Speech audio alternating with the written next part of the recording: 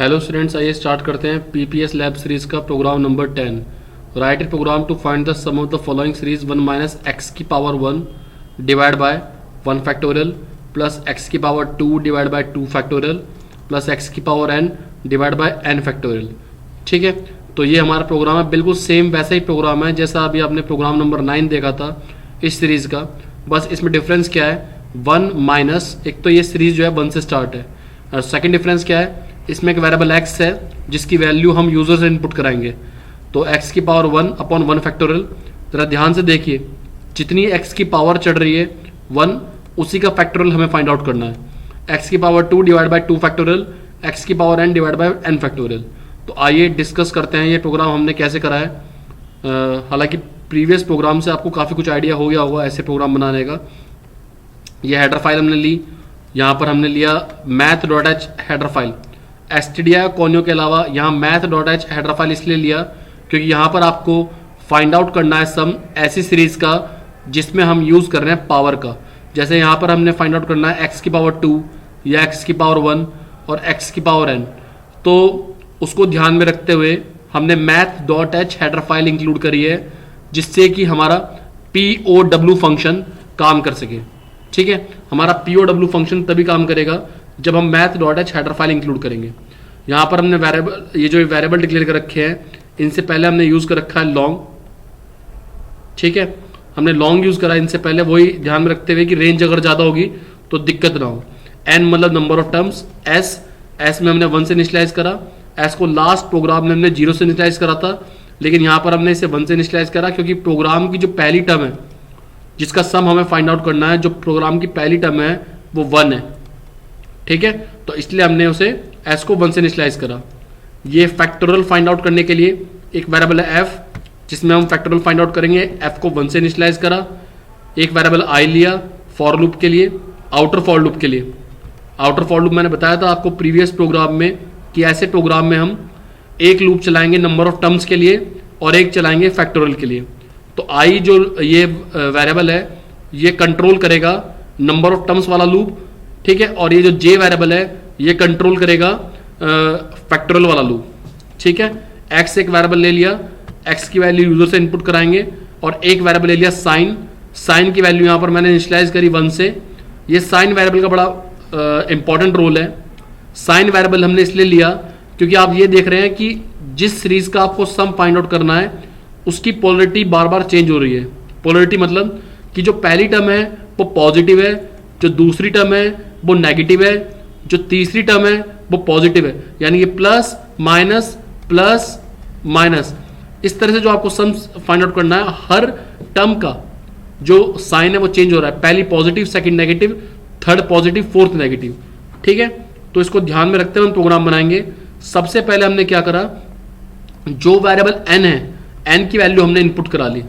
मैंने आपको पहले ही बताया था कि अगर आप किसी डेटा टाइप से पहले लॉन्ग यूज कर रहे हैं तो उसका मतलब है कि आप उसकी जो रेंज है वो चेंज कर दे रहे हैं, यानी कि सेट ऑफ परमिसिबल वैल्यूज आप चेंज कर दे रहे हैं, उसको बढ़ा दे रहे हैं। ठीक है, तो उसके लिए फॉर्मेट स्पेसिफायर यूज होगा %LD। तो यहाँ आपने n की वैल्यू इनपुट करा ली, इसी तरह से आपने x की वैल्यू इनपुट करा ली। अब आते हैं लूप डिस्कस करते हैं। तो लूप में ज़्यादा कुछ है नहीं क्योंकि अभी जस्ट थोड़ी देर पहले ये प्रोग्राम बनाया ऐसा। ठीक है, तो ये आउटर लूप लगाया हमने i = 1, i <= n। ये जो आउटर लूप लगाया ये नंबर ऑफ टर्म्स के लिए लगाया। i की वैल्यू 1 है, n की वैल्यू मान लीजिए 3 है, 3 से इनिशियलाइज करा हमने। तो 1 <= 3 के लिए लूप चलेगा, फ्लो ऑफ कंट्रोल अंदर आएगा, इनर फॉर लूप एग्जीक्यूट होगा। जब ये इनर फॉर लूप पहली बार एग्जीक्यूट होगा, j की वैल्यू ऊपर से कितनी आई है, मतलब यहां से कितनी आई है 1, और i की वैल्यू कितनी आई है 1। तो अच्छा, यहाँ पे जो f = f × i की जगह यहाँ पर क्या आएगा j। तो इस बार क्या करेगा, ये लूप 1 का फैक्टोरियल फाइंड आउट कर देगा और f में रिजल्ट आ जाएगा 1। मैं पहले प्रीवियस प्रोग्राम में लूप चला के बता चुका हूँ आपको, देखना चाहे तो देख सकते हैं कि 1 <= 1 कंडीशन ट्रू है तो flow of control inner for loop के अंदर आया। f की वैल्यू हमने इनिशियलाइज करी थी 1 से और j की वैल्यू 1 है, तो 1 × 1 और वो हमने कॉपी कर दिया f के अंदर, तो f की वैल्यू 1 हो गई। अब इसके बाद कंट्रोल गया होगा अपडेशन स्टेप पे, यानी कि J++ पे, तो जे की वैल्यू अपडेट होकर हो गई होगी 2। फ्लो ऑफ कंट्रोल इसके बाद गया होगा इस कंडीशन पे जब गया फ्लो ऑफ कंट्रोल तो जे की वैल्यू अपडेट होकर हो गई 2 less than equal to 1 condition हो गई false. Flow of control inner for loop की बॉडी के बाहर, और एफ के अंदर आपने क्या फाइंड आउट कर लिया 1 का फैक्टोरियल। साइन की वैल्यू आपने इनिशियलाइज ऊपर कर रखी है 1 से, तो 1 इंटू -1 यानी कि -1, वो -1 आपने किस में कॉपी कर दिया साइन में, तो साइन की वैल्यू यहां पर अपडेट होके हो गई -1। अब देखिए जरा एस को आपने किससे इनिशियलाइज कर रखा है, एस को आपने पहले से ही 1 से इनिशियलाइज कर रखा है, ठीक है। यहां पर जो है साइन को आपने किससे इनिशियलाइज कर रखा है -1 से, तो माइनस माइनस ये देखिए ये माइनस साइन के अंदर -1 है और ये माइनस, तो माइनस माइनस क्या हो गया पॉजिटिव। और आप देख सकते हैं कि पहली जो टर्म है, पहली टर्म क्या है पॉजिटिव। और पीओडब्ल्यू एक्स की वैल्यू आपने यूजर से इनपुट कराई है, आई की वैल्यू इस वाले लूप में कितनी आई है ऊपर से 1 ही तो आई है भाई। ये जो बॉडी एग्जीक्यूट हो रही है ये यहां से लेकर यहां तक, ये बॉडी जो एग्जीक्यूट हो रही है ये आई की किस वैल्यू के लिए एग्जीक्यूट हो रही है 1 के लिए। भाई जब 1 less than equal to 3 condition true हुई तभी तो ये आउटर फॉर लूप की बॉडी एग्जीक्यूट हुई, और आउटर फॉर लूप की बॉडी जब एग्जीक्यूट हुई तो यहां पर आई की वैल्यू कितनी थी 1 थी। तो पीओडब्ल्यू एक्स कॉमा आई क्या कैलकुलेट कर रहा है, ये कैलकुलेट कर रहा है एक्स की पावर 1। इसको हम किससे डिवाइड कर रहे हैं एफ से, एफ की वैल्यू कितनी है 1, ठीक है। तो इस तरह से एस के अंदर क्या रिसीव होगा 1 माइनस, ठीक है, एक्स की पावर 1 डिवाइड बाय 1 फैक्टोरियल, ठीक। अब इसके बाद जो है एफ की वैल्यू हमने सेट कर दी फिर से 1 पे, फ्लो ऑफ कंट्रोल गया आउटर फॉर लूप पे, आई की वैल्यू यहां पर अपडेट होकर हो गई 2, और अब फ्लो ऑफ कंट्रोल गया कंडीशन पे, तो आई की वैल्यू हो गई 2 less than equal to 3 condition true. जब ट्रू हो गई तो कंट्रोल गया आउटर फॉर लूप की बॉडी के अंदर, यानी कि यहां इनर फॉर लूप पे, लेकिन यहां पर जे की वैल्यू कितनी है 1, तो ये 1 हो गई साइड फिर से, लेकिन आई की वैल्यू ऊपर से अपडेट होकर कितनी आई 2, तो 1 less than equal to condition true. इस बार ये जो लूप है इनर लूप, ये किसका फैक्टोरियल फाइंड आउट करेगा, ये फैक्टोरियल फाइंड आउट करेगा 2 का। कैसे, एफ की वैल्यू तो 1 ही है क्योंकि आपने लास्ट आइटरेशन में एफ की वैल्यू कितनी कर दी थी, यहां पर देखिए जरा 1, यहां पर एफ की वैल्यू कितनी है 1, और जे की वैल्यू अभी ऊपर से 1 आई, तो एफ में अभी 1 ही है। लेकिन अब फ्लो ऑफ कंट्रोल जब गया होगा जे प्लस प्लस पे, तो जे की वैल्यू अपडेट होकर हुई 2, फ्लो ऑफ कंट्रोल वापस कंडीशन पे गया तो जे की वैल्यू 2 हुई, 2 less than equal to condition true. Flow of control for loop की बॉडी के अंदर आया, एफ के अंदर पहले से 1 था, लेकिन जे के अंदर वैल्यू अपडेट होकर कितनी आई 2, तो 1 मल्टीप्लाई 2 और कॉपी किस में कर दिया आपने एफ में, तो एफ की अपडेटेड वैल्यू कितनी हो गई 2, ठीक है। अब फ्लो ऑफ कंट्रोल गया जे प्लस प्लस पे, यानी कि जे की वैल्यू अपडेट होकर हो गई 3।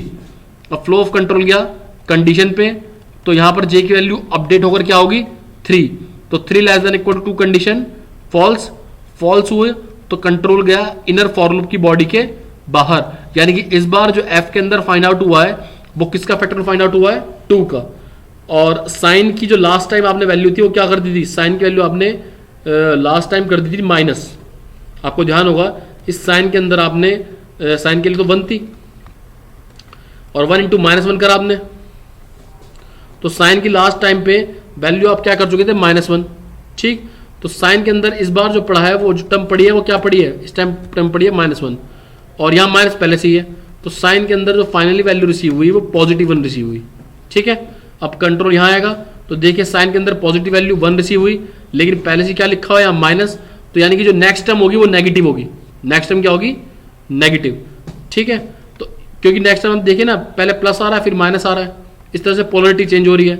और इस बार एक्स की जो पावर है वो कितनी आई है भाई, जो ये देखिए आप इसके अंदर पहले से 1 के अंदर क्या था 1 माइनस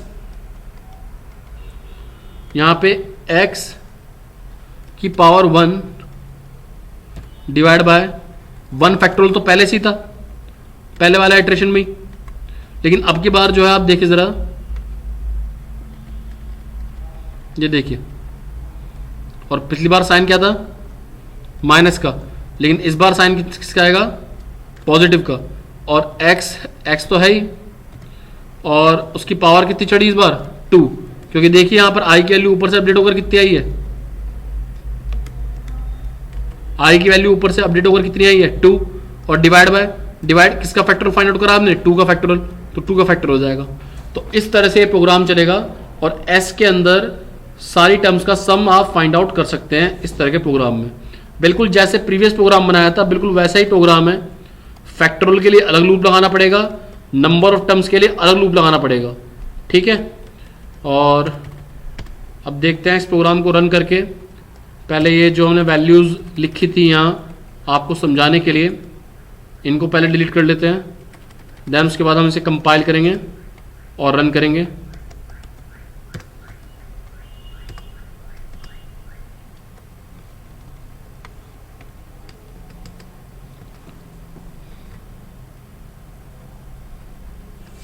अच्छा, यहाँ पे जो है, यहाँ पे भी आप जो भी आपने वैल्यूज़ लिखी थी समझाने के लिए वो डिलीट करिए। ये 2 डिलीट करिए, यहाँ से ये 1 डिलीट करिए। और देखिए कुछ और कहीं और तो नहीं कुछ लिखा रह गया। अब आप इसको दोबारा फाइल में जाएं। ये बात ध्यान रखिए, जो भी आप चेंज करते जा रहे हैं उसके बाद फाइल में जाके F2 कर दें या सेव ज़रूर कर दें, क्योंकि जो कंटेंट आपने अपडेट किया है वो फाइल में अपडेट तभी होगा जब आप F2 की प्रेस करेंगे, लाइक नोटपैड। अब आप इसके बाद इसको कंपाइल करिए। कंपाइल करेंगे तो कोई वार्निंग, कोई एरर नहीं आ रही है इसमें। और फाइनली इसको रन करिए, ठीक है। यहाँ पे आप नंबर ऑफ टर्म्स दे सकते हैं, 5 दे सकते हैं, तो आपका आउटपुट आएगा एंटर वैल्यू ऑफ एक्स आया तो आप 2 दे दीजिए, ये आपका आउटपुट आ गया 1 is the sum of series, ठीक है। तो इस तरह से आप ये प्रोग्राम रन कर सकते हैं, ठीक है। और अभी के लिए इतना ही। नेक्स्ट लेक्चर में हम प्रोग्राम 11 डिस्कस करेंगे। अभी के लिए थैंक यू।